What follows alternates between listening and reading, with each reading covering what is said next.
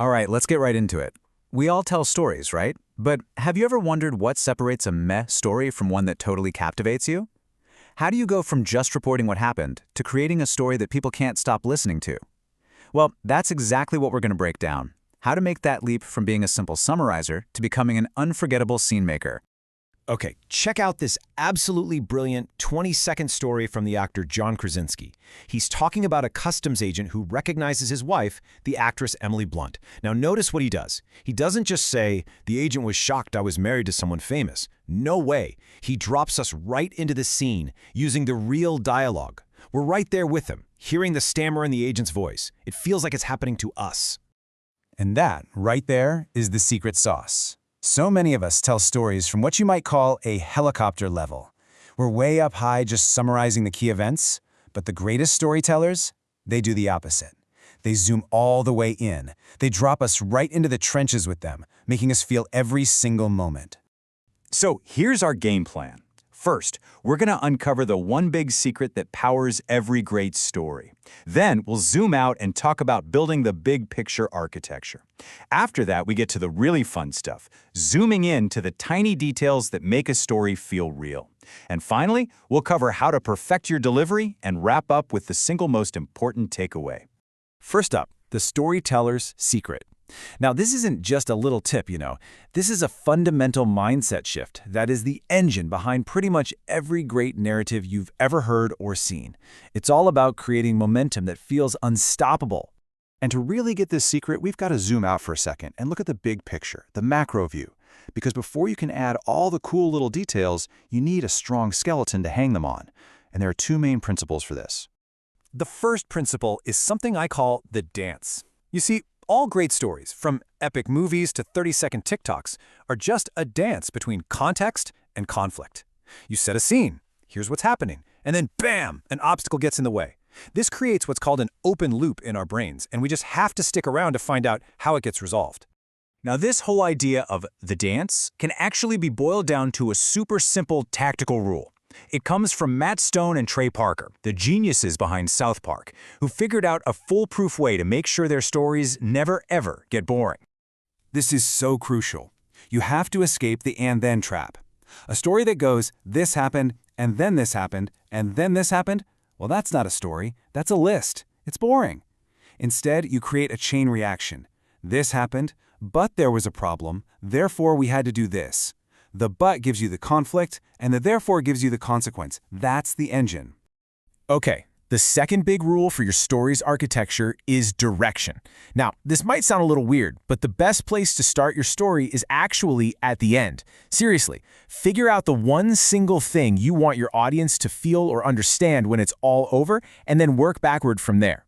Think about a filmmaker like Christopher Nolan. His movies only work because he knows exactly where he's going before he even starts. Okay, so our big picture architecture is solid. The frame is built. Now it's time for the fun part, furnishing the house. We're going to go from that high-up helicopter view and zoom all the way down into the trenches. And we're going to use 5 very specific tools to do it.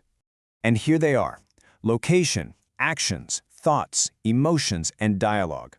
Think of these as the 5 levers you can pull at any time to instantly transport your audience out of their world and straight into yours, making them feel like they are right there next to you. First up, location. This one is so simple, but man, is it powerful. Just by saying, I'm in my kitchen, or I'm standing in this huge conference room, you're giving your audience a mental stage to build on. Their brain immediately gets to work painting a picture. You don't even need a ton of detail, just anchor them somewhere real. I mean, just feel the difference here. A while ago, I was in a meeting. It's vague. It's floating out there in the ether. But September 2019, I'm standing in front of the conference room. Boom. Instantly we're there. It feels real and it feels urgent. Next up, actions. What are you physically doing in that critical moment? We want to hear those strong, active verbs. Are you scrambling for your keys? Are you slowly opening your laptop?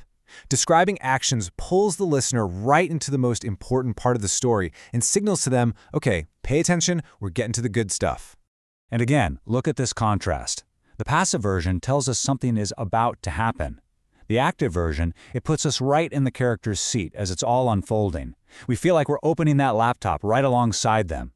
It creates a real sense of presence. Okay, tool number 3 is thoughts. And this is where the magic really happens.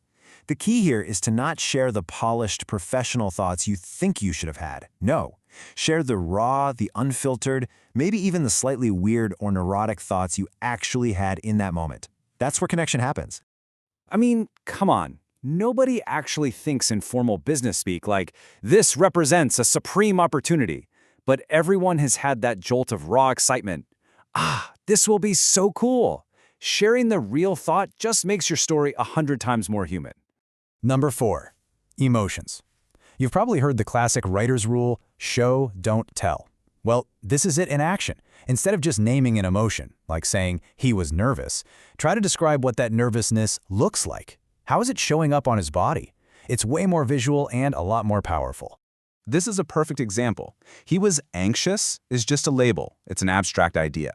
But when you say he kept tapping his pen and kept glancing up to the clock, we can actually see the anxiety. We build a feeling in our own minds, and that's so much more impactful. And finally, our 5th tool, dialogue. Just like that John Krasinski story we started with, sharing the exact words that people said is probably the single fastest way to make a scene come alive. It breaks up your narration, and suddenly there are living, breathing characters in your story. The summary is fine, I guess. It gets the job done. But the dialogue? Wow. It hits different, doesn't it? It's specific, it's dramatic, and we can actually hear the manager's voice in our head. That little tweak makes all the difference in the world. All right, so you've built the story. The architecture is sound, the details are in place. Now, how do you actually tell it? The final piece of this puzzle is perfecting your delivery. First things first, your tone. Think about the best communicators, from Steve Jobs launching the iPhone to Emma Chamberlain just talking in her bedroom. They make you feel like you're right there with them. They're conversational. And a great little trick for this, write and speak as if you're just talking to one close friend. It instantly makes you more natural and relatable. Next up is rhythm, and I want you to really listen to how this sounds as I read it. This sentence has 5 words. Here are 5 more words. 5-word sentences are fine, but several together become monotonous. Listen to what is happening. It just drones on and on. Now listen to this. I vary the sentence length, and I create music. Music. The writing sings. It has a pleasant rhythm, a lilt, a harmony. I use short sentences, and I use sentences of medium length. And sometimes, when I'm certain the viewer is rested, I will engage them with a sentence of considerable length. See what I mean? That variety, that's the music. And lastly, especially if you're on camera, don't forget your visual hooks. Remember to show while you tell. Our eyes process information so much faster than our ears, so giving your audience something visually interesting that complements what you're saying is a killer way to grab their attention from the very first second. Okay, so let's wrap all of this up. Let's bring it all home to one final, really powerful idea. This whole thing has been about a transformation, a change in how you see yourself as a storyteller. You're not just a summarizer anymore, okay? You're not someone who just reports the facts from a safe distance, stuck in that and then loop. No, you are a scene maker. You create experiences. You build worlds for your audience using the power of but and therefore, and you pull them in by zooming deep into the heart of a moment.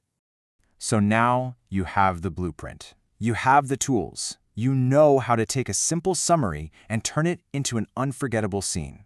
The only question left is this: what story are you going to tell differently?